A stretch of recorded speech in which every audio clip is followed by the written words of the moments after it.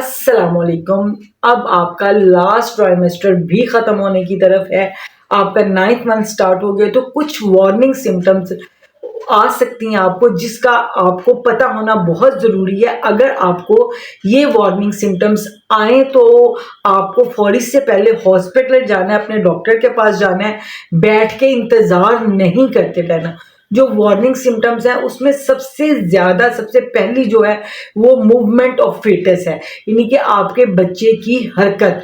बच्चे को आप अगर खाना खा के या रात को या किसी टाइम भी स्पेशल टाइम निकालें, अपने बच्चे की हरकत को फील करें कि वो 1 घंटे में 10 दफा से ज्यादा या 10 दफा के करीब 10 टाइम वो पूरा मूव कर रहा है, पूरा ये थोड़ा बहुत मूव कर रहा है, तो ये नॉर्मल बात है। लेकिन अगर आपको लगता है कि 1 घंटा गुजर गया, 2 घंटे गुजर गए, 3 घंटे गुजर गए और बच्चा बिल्कुल भी वो हिला भी नहीं है, तो ये परेशानी की बात है। आपको फौरन डॉक्टर के पास जाना है। वो आपको अल्ट्रासाउंड रिकमेंड करते हैं, जो भी कहते हैं वो आप चेक करवाएं, उसकी बच्चे की धड़कन वगैरह चेक करवाएं।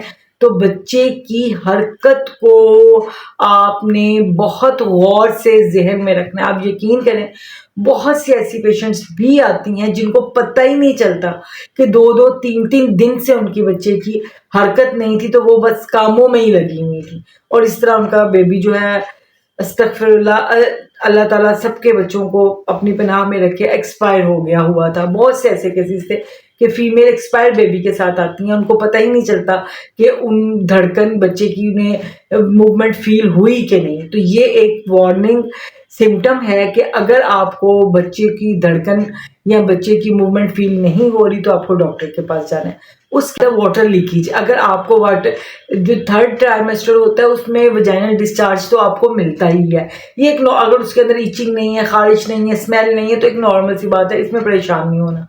लेकिन अगर आपको इस तरह का डिस्चार्ज है कि पानी थोड़ा सा गदला सा और एकदम सारा निकल गया, वाटर बैग फट गया और एकदम सारा पानी निकल गया, तो आपने तसल्ली से घर नहीं बैठना और आपने ये नहीं कहना हाँ ये होता है, कोई बात नहीं, ये निशानी है, तो बस अभी थोड़ा टाइम में जाएंगे। आपको फौरी अपने डॉक्टर के पास जाना है। कोई भी कॉम्प्लिकेशन हो सकती है। आपको लगे कि आप यूरिन जब आपको आता है तो आप जब उसको चाहते हैं तो उसको रोक लेते हैं।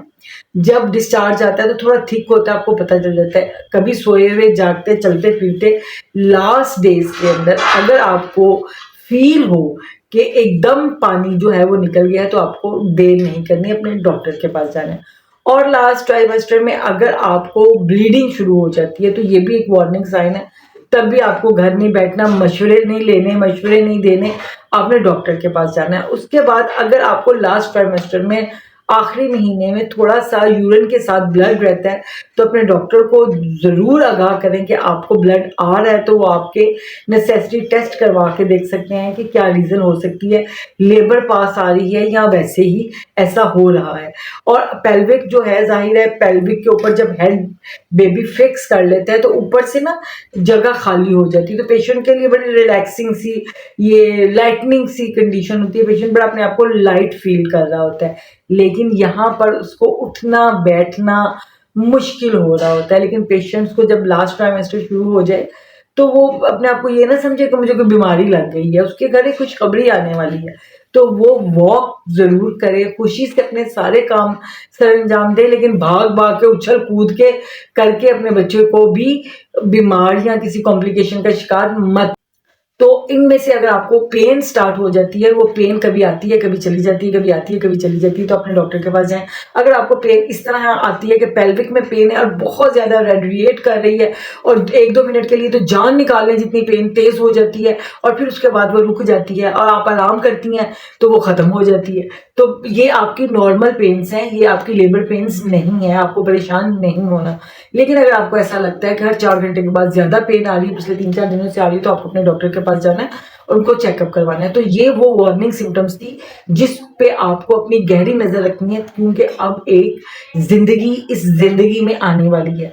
तो उस बच्चे को अल्लाह पाक खैर खैरियत से ले आए, उसके लिए आपको बहुत कॉन्शियस रहना है, इबादत करनी है, अपने दिमाग को रेडी रखना है। हाँ, एक सिम्टम मैं बताना भूल गई थी, जो हमारा लास्ट ट्राइमेस्टर की मैंने वीडियो बनाई है कि पेशेंट जो लास्ट ट्राइमेस्टर चलता है ना, उसमें क्योंकि पेशेंट के ऊपर एक खौफ सा चल रहा होता है कि डिलीवरी होगी, पता नहीं क्या होगा, कितनी पेन्स होगी, क्या उस खौफ को वो देख रही होती है, जिसकी वजह से उसको बड़े डरावने से ख्वाब भी आते हैं।